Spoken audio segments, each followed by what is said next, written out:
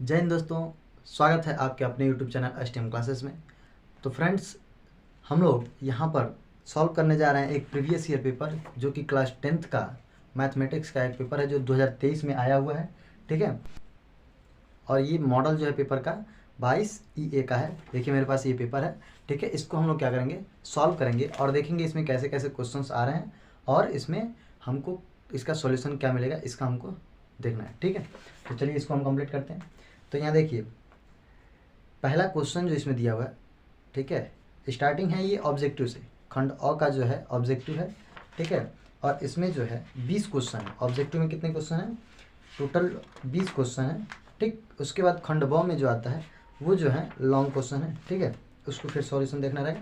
तो यहाँ पर हम क्या कर रहे हैं, ऑब्जेक्टिव क्वेश्चन हम 20 क्वेश्चन जो है उसको स्टार्ट कर रहे हैं।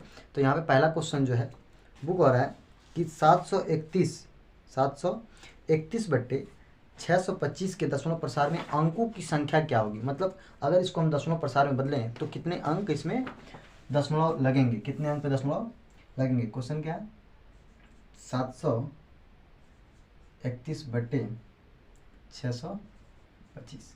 देखिए इसको अगर हम सॉल्व करें तो हम सॉल्व करके क्या लाते हैं, इसको दशमलव प्रसार में बदल सकते हैं, है ना। लेकिन यहाँ पे कह रहा है दशमलव प्रसार में बदलना नहीं है। दशमलव प्रसार में अगर हम बदलते हैं तो पॉइंट कितने डिजिट तक लग सकते हैं, इसमें ये पूछा है। ठीक है, तो इसमें पॉइंट लगने के कितने अंक पे लगेगा ये पूछा है।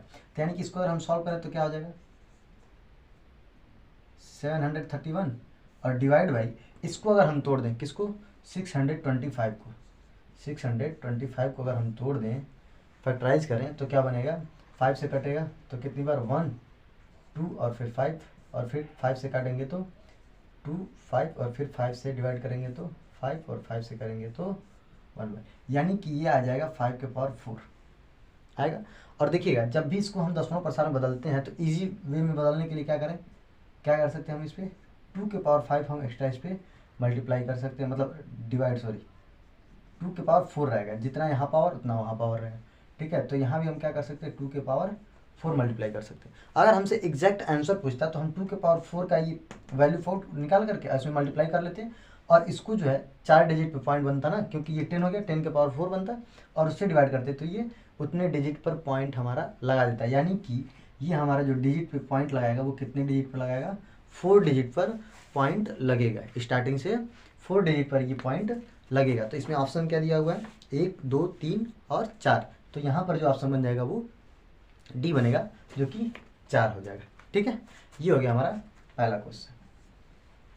ठीक, ओके, कोई डाउट नहीं। अब देखिएगा यहाँ पे दूसरा क्वेश्चन क्या दिया, कह रहा है बिंदु एक्स कामा वाई और बिंदु -x कामा -y के बीच की दूरी क्या होगी। ठीक है, उनके बीच की दूरी पूछा है और ऑप्शन दिया हुआ है। तो चलिएगा हम लोग सेकंड क्वेश्चन को सॉल्व कर लेते हैं।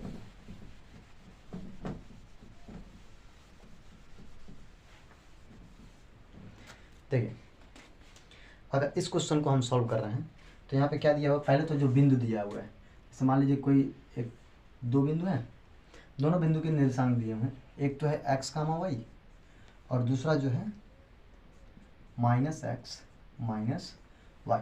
तो पहले आपको ये मालूम होना चाहिए कि दो बिंदुओं के बीच की दूरी का जो फार्मूला बनता है, दो बिंदुओं के बीच की दूरी, जैसे ये बिंदु है फर्स्ट वाला और ये सेकंड वाला, तो इनके बीच जो है दूरी निकालने के लिए एक फार्मूला होता है जो कि क्या बोलते हैं हम लोग, डी इक्वल में, अगर ये पहला पॉइंट है तो x1 y1 हम इसको लिखते हैं और दूसरा पॉइंट है तो x2 y2 लिखते हैं। तो फार्मूला क्या बनता है, देखिएगा x1 माइनस x2 का स्क्वायर और प्लस y1 माइनस y2 का स्क्वायर, ये बनता है। इसमें हम क्रम चेंज भी कर सकते हैं, x2 माइनस x1 लिख सकते हैं, y2 माइनस y1 लिख सकते हैं, उसमें कोई इशू नहीं है। देखिए इसको निकालने के लिए देखिए x1 के जगह पे हमने x रख दिया, x2 के जगह पे -x है तो माइनस और ये माइनस प्लस हो जाएंगे, x इसका स्क्वायर प्लस y1 के जगह पे y माइनस और ये माइनस आके प्लस में y इसका स्क्वायर बन जाएगा। क्या बनेगा देखिए, कौड़ी में ये 2x बनेगा, क्या बनेगा 2x का स्क्वायर और प्लस ये बन जाएगा 2y का स्क्वायर। अगर स्क्वायर हम करें तो क्या बन जाएगा यहाँ पे 4x square plus 4y square. दोनों में कॉमन क्या आ रहा है, 4 कॉमन, तो x square plus Y square बच जाएगा। अब ध्यान दीजिएगा, ये 4 जो है स्क्वायर रूट से बाहर आएगा तो 2 रूट में X square plus Y square, ये हमारा जो है करेक्ट आंसर होगा, जो कि ऑप्शन नंबर सी पर है। समझ में आया यहाँ पर, कोई डाउट नहीं। ये जो है क्या है, हमारा दो बिंदु है और दोनों बिंदु के बीच की दूरी का फार्मूला जो होता है x1 माइनस x2 का square plus y1 minus y2 का स्क्वायर, ठीक है, और इसका वर्गमूल, ठीक है, कौड़ी में रहता है। या फिर हम इसको कह सकते हैं कि x2 माइनस x1 उसका square plus y2 minus y1 का होल स्क्वायर, ठीक है, ये भी रूट है, ऐसे हम कर सकते हैं इसको। अब देखिए तीसरा क्वेश्चन, ठीक है, हम चलते हैं तीसरे क्वेश्चन की तरफ।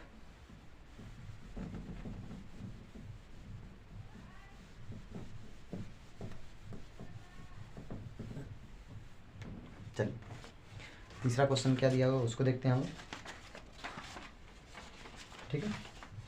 तो तीसरा क्वेश्चन दिया हुआ कि दी गई संख्याओं में अभाज्य संख्या क्या होगी, ठीक है। तो इसको तो लगाने की कोई ज़रूरत नहीं है।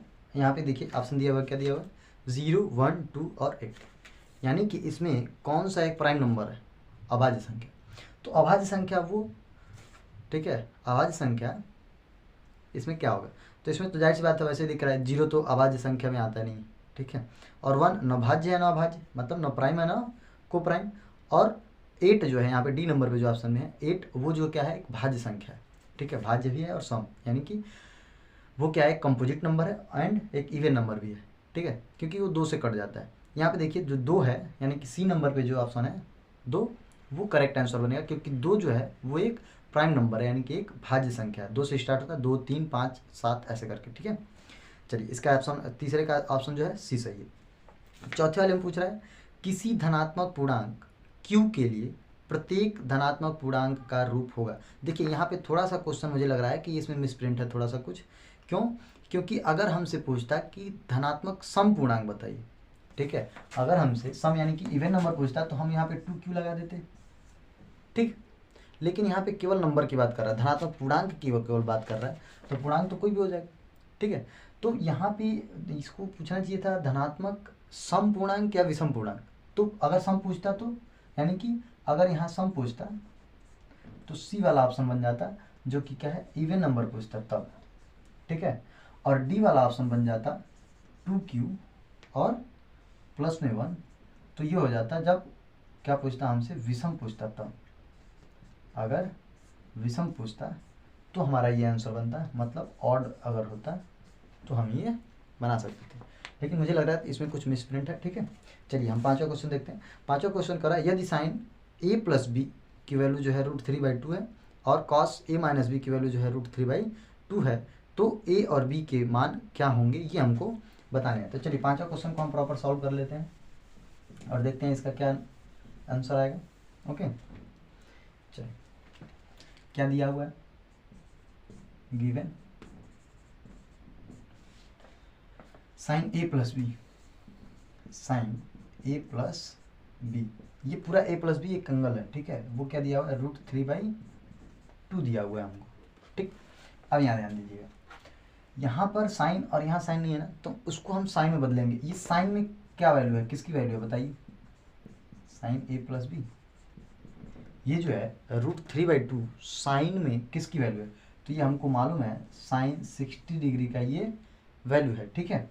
तो इसको हम लिख सकते हैं, क्या ध्यान दीजिएगा, साइन साइन है, तो यानी कि अगर साइन a प्लस बी और इक्वल है साइन 60 डिग्री के, यानी कि a प्लस बी की जो वैल्यू होगी, मतलब जो एंगल होंगे वो भी क्या होंगे, आपस में इक्वल होंगे। यहाँ हमने बना दिया इक्वेशन फर्स्ट, एंड सेकेंड वाला जो दिया हुआ है वो दिया हुआ है cos a minus B equal में ये दिया हुआ √3/2, ये भी उतना ही है, ठीक है। तो यहाँ पे कॉस, तो इसको भी कॉस में बदलना पड़ेगा, है ना, तो कॉस a माइनस बी, इसको कॉस में बताइए कितने की वैल्यू है, तो ये जो है वो 30 डिग्री की वैल्यू है, ठीक है, कॉस 30 डिग्री का। तो इसलिए बताइए जब कॉस और कॉस इक्वल तो एंगल भी क्या हो जाएंगे आपस में इक्वल, यानी कि a माइनस बी इक्वल हो जाएगा 30 डिग्री। इक्वेशन नंबर सेकेंड, और फर्स्ट और सेकेंड हम अगर सॉल्व करेंगे तो यहाँ पर हमको a और b की वैल्यू मिल जाएगा। यहाँ ध्यान दीजिएगा, b माइनस में, यहाँ b प्लस में, तो अगर हम ऐड कर दें, ठीक है, ऐड कर दें, सब्स्टिट्यूशन मेथड लग जाएगा, यानी कि विलोपन विधि से, तो ऐड कर दें तो b कैंसिल और a बचेगा, यानी कि हम लिख सकते हैं समीकरण 1 प्लस समीकरण 2 से, 1 और 2 से क्या बनेगा, ध्यान दीजिएगा, a plus B equal 60, a minus B equal 30। दोनों ऐड कर रहे हैं तो चिन्ह चेंज नहीं होगा, लेकिन b कैंसिल हो जाएगा, ये कितना आ जाएगा 2a, 2a जो है 90 के बराबर हो जाएगा। तो ओनली a इक्वल क्या आ जाएगा 90 डिवाइड बाई 2 यानी कि 45। a की वैल्यू कितना आ गया 45, ठीक है।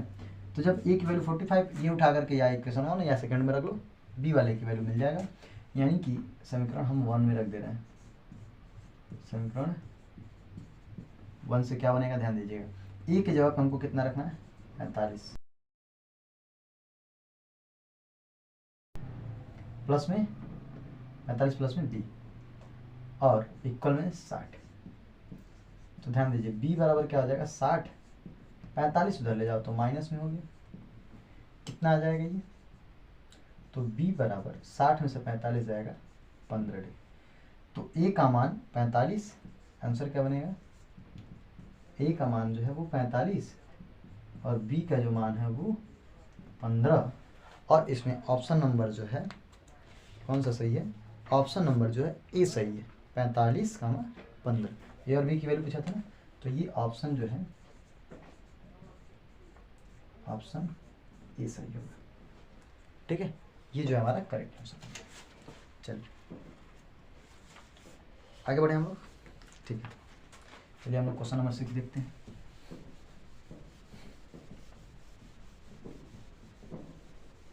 ये क्वेश्चन नंबर 5 था।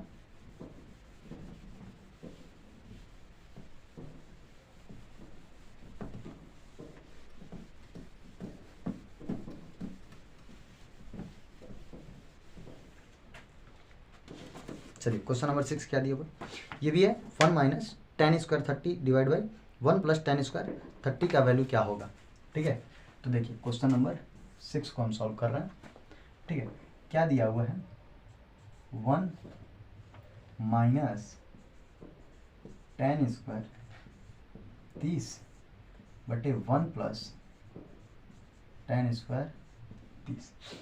देखिए ये दो तरीके से हो सकता है, एक तो हम cos 2a की वैल्यू लगा लें, cos 2a चाहे cos 2 थीटा की मतलब फार्मूला देखें तो वो ये भी होता है 1 minus ten square theta upon 1 plus ten square, उसके हिसाब से। लेकिन अगर हम ऐसे ही करें, क्या करें, थीटा दिया हुआ है ना, यानी कि 30 डिग्री दिया, टेन 30 का वैल्यू हम रख सकते हैं, तो उससे भी हम क्या कर सकते हैं, यहाँ पे सॉल्व कर सकते हैं। ध्यान दीजिए कैसे, 1 माइनस टेन 30 का वैल्यू कितना आता है 1/√3, इसका स्क्वायर डिवाइड बाई ऐसे ही 1 प्लस, इसको भी हम क्या लिख सकते हैं 1/√3 का स्क्वायर, ठीक है। अब बताइए 1 माइनस, यहाँ पे इसका स्क्वायर करेंगे तो 1 का स्क्वायर 1 और √3 का स्क्वायर 3, यहाँ पर 1 प्लस 1 का स्क्वायर 1 और √3 का स्क्वायर 3। देखिए इसके नीचे कुछ नहीं तो 1 है, एलसीएम ले लीजिए, तो ये 3 बनेगा, 1 से डिवाइड करें 3 का मल्टीप्लाई 1 में 3 माइनस 3 से डिवाइड करो 1 और 1 का मल्टीप्लाई 1 में 1 होगा, डिवाइड बाई यहाँ भी एलसीएम 3 और 1 का एलसीएम 3, 1 से डिवाइड करो 3 का मल्टीप्लाई 1 में, तो 3 माइनस 3 से डिवाइड करो 1 का मल्टीप्लाई 1 में 1, कितना आ जाएगा ये 3 में से 1 जाएगा 2 डिवाइड बाई 3, ठीक। और यहाँ भी सॉरी यहाँ पे जो है क्या है, नीचे वाला प्लस है ना, ये किस में प्लस में, तो नीचे वाला प्लस हो जाएगा, ये हो जाएगा 4 डिवाइड बाई 3। देखिए नीचे वाला रेसिप्रोकल हो जाएगा, उल्टा हो जाएगा, तो ये क्या हो जाएगा 2/3 मल्टीप्लाई बाई 3 ऊपर और 4 नीचे। देखिए 3 से 3 पूरा कैंसिल और 2 से ये 1 बार, 2 से ये 2 बार, तो ऊपर 1 और नीचे 2, ये जो बनेगा हमारा आंसर बन जाएगा। और इसमें ऑप्शन जो है वो बी करेक्ट आंसर है, बी जो है वो करेक्ट ऑप्शन, क्लियर है। क्वेश्चन नंबर 6 इसका जो है बी ऑप्शन करेक्ट हो जाएगा। चलिए अब 7 नंबर को देखते हैं, कौन है 7 नंबर, यदि समीकरण x square minus 4x plus के इक्वल 0 का एक मूल जो है 6, एक मूल का मतलब x की वैल्यू है, x की वैल्यू यहाँ पे 2 आते हैं ना, तो एक वैल्यू x का दिया हुआ है, दूसरा जो है कह रहा है इसमें k का मान फाइंड करिए, ठीक है। एक्स की वैल्यू 1 दे करके कह रहा है की वैल्यू आप फाइंड करिए, मतलब इस इक्वेशन में हम क्या करेंगे, एक्स की वैल्यू रख देंगे, है ना। देखिए पहले ध्यान से, पहले क्या दिया हुआ है हमको, दिया हुआ है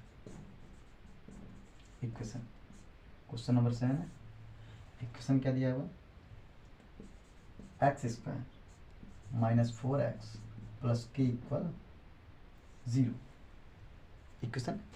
और इसमें बोल रहा है एक मूल जो है 6 है, तो एक मूल 6 है, यानी कि x इक्वल 6 रखने पर समीकरण में x इक्वल 6 रख देंगे। तो जब x इक्वल 6 रखोगे तो k की वैल्यू यहाँ मिल जाएगा, रख दो। एक्स स्क्वायर के जगह पे 6 उसका स्क्वायर और क्या माइनस 4 इंटू एक्स के जगह पे 6 प्लस के हमको फाइंड करना है 0।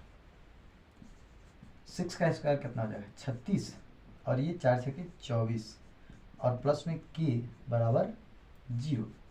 तो ध्यान देना 36 में से 24 जाएगा, कितना बचेगा 12 प्लस में के बराबर 0, केवल के बराबर क्या आएगा तो माइनस में 12, के का मान कितना आ गया माइनस में 12, जो कि ऑप्शन नंबर कौन सा सही है, ये हमारा आंसर है, ठीक है। और ऑप्शन नंबर यहाँ पर ए जो है वो करेक्ट आंसर है, ठीक। चलिए 8वां क्वेश्चन को है, दो संख्याओं का योगफल 24 है और उनमें से एक संख्या दूसरी की दोगुनी है। देखिए दो संख्याओं का योगफल जो है वो 24 दिया हुआ है, ठीक है। और कह रहा है कि उनमें से एक संख्या जो है दूसरी की दोगुनी है, संख्याएं क्रमशः होंगी, तो वो संख्याएं क्या होंगी, ध्यान दीजिए। अगर हम यहीं पे 8वां नंबर क्वेश्चन सॉल्व करें, ठीक है, तो मान लेंगे दो संख्या, माना दो संख्याएं x व y हैं। प्रश्नानुसार अगर हम प्रश्न के अनुसार देखें तो पहली संख्या जो है दूसरी की दोगुनी है। देखिए लिखा है ना, एक संख्या जो है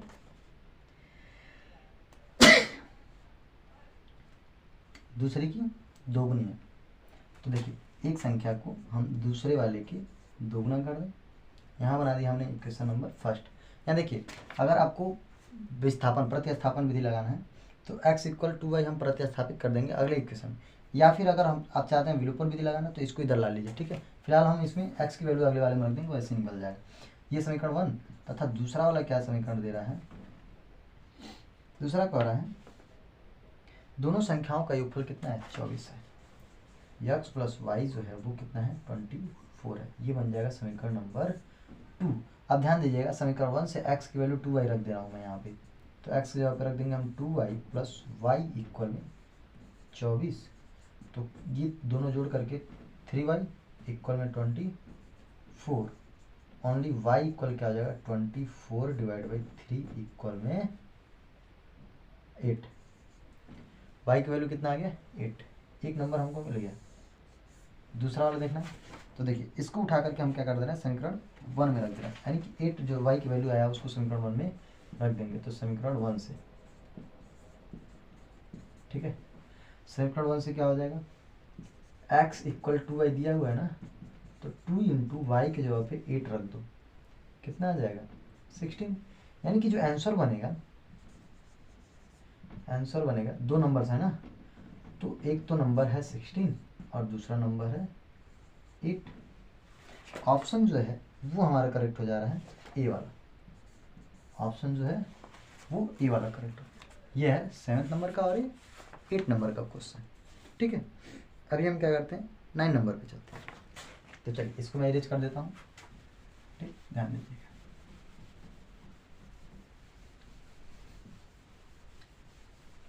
हम 9 नंबर वाले क्वेश्चन को देख लेते हैं, समझ में आ रहा है प्रॉपर ना, ठीक है।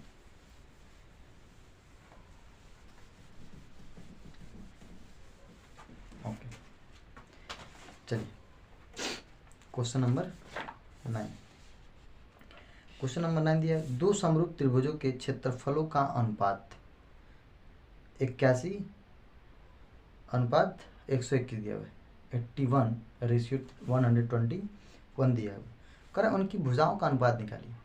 ध्यान दीजिएगा। तो इनकी भुजाओं का जो रेशियो निकालना है, कोई भी दो समरूप त्रिभुज होगा, उनकी भुजाओं का जो रेशियो होता है, ठीक है ना, उनके भुजाओं का जो रेशियो होता है वो उनके क्षेत्रफलों, ठीक है, वो उनके क्षेत्रफलों के रेशियो के इक्वल होगा। लेकिन कब? जब उनके भुजाओं के रेशियो का स्क्वायर हम करते हैं तब उनके क्षेत्रफलों के रेशियो के बराबर आता है। जैसे मान लीजिए कि अगर हम कोई दो त्रिभुज ले लिए, यानी कि अगर हम मान लें क्वेश्चन नंबर 9 है ना, अगर कोई दो त्रिभुज, यानी कि यदि त्रिभुज ए बी सी ले लीजिए, है ना, एंड त्रिभुज पी क्यू आर ले लीजिए, अगर त्रिभुज A B C and P Q R ये दोनों अगर समरूप हों तो क्या होता है, ध्यान दीजिएगा, तब त्रिभुज ए बी सी का क्षेत्रफल बटे में त्रिभुज पी क्यू आर का क्षेत्रफल ये इक्वल होता है ए बी सी की भुजा, त्रिभुज ए बी सी की एक भुजा अपॉन में त्रिभुज पी क्यू आर की एक भुजा। लेकिन ये भुजाओं का अनुपात नहीं, इसका स्क्वायर होना चाहिए, या तो पूरे पे स्क्वायर लगा दीजिए, या फिर मैं लिख दे रहा हूँ त्रिभुज ए बी सी की एक भुजा का वर्ग अपॉन में त्रिभुज पी क्यू आर की भुजा का एक भुजा का वर्ग, ऐसे लिख दे रहा हूँ, ठीक है। तो उनकी भुजाओं के वर्गों की अनुपात के बराबर होता है उन त्रिभुजों के क्षेत्रफल का अनुपात, ठीक है, ऐसे कर लेंगे। अब ध्यान दीजिए, इनके क्षेत्रफलों का अनुपात दिया हुआ है ना हमें, इनके क्षेत्रफलों का अनुपात दिया हुआ है, यानी कि अनुपात क्या दिया हुआ है, 81/121 दिया हुआ है। तो बताइए इनके त्रिभुज के क्षेत्रफल के अनुपात अगर दिए हुए हैं तो त्रिभुज की एक एक भुजा का अनुपात पूछा है हमसे। तो देखिए इसका अगर हम कह रहे हैं वर्गमूल निकाल दें, क्या करते हैं, वर्गमूल निकाल दें, तो क्या इसका भुजाओं का अनुपात आ जाएगा कि नहीं आ जाएगा, ठीक है, क्योंकि जो क्षेत्रफल लाया गया है उसके स्क्वायर करके लाया गया है। तो उनका अनुपात निकालने के लिए क्या करोगे, इसका वर्गमूल निकाल दो 9 और ये 11, ये जो होगा हमारा आंसर बन जाएगा। क्लियर हुआ, ये फार्मूला होता है, ठीक है। तो इसके हिसाब से हम क्या बोल सकते हैं कि ऑप्शन नंबर जो है फर्स्ट सही है, यानी कि ए सही है, ऑप्शन ए सही है। किसके लिए, क्वेश्चन नंबर 9 के लिए। क्लियर है। अब देखिए क्वेश्चन नंबर 10 कह रहा है ये भुजा वाले समबाहु त्रिभुज की शीर्ष के आधार पर लंब डाला गया है। देखिए एक समबाहु त्रिभुज है जिसकी भुजाएं कितनी है, ए, ठीक है, तीन भुजा बराबर होती हैं। अब इसमें कह रहा है कि इससे आधार पर एक लंब डाला गया, इसके शीर्ष से एक आधार पर लंब डाला गया, ठीक है। तो लंब की माप पूछा है हमसे यहाँ पे। देखिए क्वेश्चन नंबर 10 में क्या बोला है, एक समबाहु त्रिभुज ले लीजिए। कैसा त्रिभुज, समबाहु, ये त्रिभुज है एक समबाहु त्रिभुज है, मतलब इक्विलेटरल त्रिभुज है। कैसा है, इक्विलेटरल। तो इक्विलेटरल त्रिभुज है और इसमें तीनों भुजाएं जो हैं ए और ए बन जाएंगी। ध्यान दीजिए कह रहा है इसके शीर्ष से, इसके शीर्ष से इस पे एक लंब डाल दीजिए। तो जाहिर सी बात है समबाहु त्रिभुज में इसके शीर्ष से डाला गया लंब सामने वाली भुजा को, यानी कि इस आधार को समद्विभाजित करता है। क्या करता है, समद्विभाजित करता है। तो ये मुझे बताइए आप, अगर ये समद्विभाजित कर रहा है तो अगर ये पूरा का पूरा ए है तो केवल यहाँ से लेके यहाँ तक की वैल्यू क्या आएगी, ये आ जाएगी a/2। यहाँ लिख रहा हूँ मैं a/2। अब हमको ये हाइट निकालना है, समझ में आया। तो मान लीजिए अब इस वाले त्रिभुज में इसको लंब और ये आधार और ये कोण, तो हमको मालूम है कोण का स्क्वायर बराबर लंब का स्क्वायर प्लस आधार का स्क्वायर, मालूम है ना। तो इसके हिसाब से देखिएगा कोण के जगह पे क्या है, ए, हमने ए रख दिया। लंब के जगह पे हमको निकालना है लंब, वही जो हम लोग यहाँ पे लंब डाले गए हैं, ठीक है, और प्लस आधार की जगह पे, अब देखिए पूरा ए नहीं लेंगे, ये केवल हम इस छोटे वाले त्रिभुज में ले रहे हैं ना, तो ये आधार कितना बन जाएगा, a/2 और उसका स्क्वायर। ध्यान दीजिए इधर लगा देते हैं, ए स्क्वायर ऐसे ही रहेगा, इसका स्क्वायर करेंगे तो लंब का स्क्वायर भी ऐसे ही रह जाएगा, प्लस आधार का ये स्क्वायर जो है आधार ए का स्क्वायर कितना हो जाएगा, ए स्क्वायर और 2 का स्क्वायर जो होगा 4, उन दोनों को इधर ला दो, मतलब इसको उठा करके इधर ला दो, तो a square minus a square by 4 इधर आएगा तो माइनस में हो जाएगा, और ये बना लंब का स्क्वायर। ध्यान दीजिएगा एलसीएम अगर ले हम तो यहाँ क्या होगा 4, एलसीएम कितना बन जाएगा 4, 1 से डिवाइड करो 4, 4 का मल्टीप्लाई इसमें कर दो, तो ये बन जाएगा 4a स्क्वायर माइनस 4 से डिवाइड करो 1, 1 का मल्टीप्लाई ए स्क्वायर में करो तो ए स्क्वायर इक्वल में बन जाएगा ये लंब का स्क्वायर। तो 4 में से 1 चला जाएगा, तो यानी कि 3a स्क्वायर अपॉन में 4, ये हो गया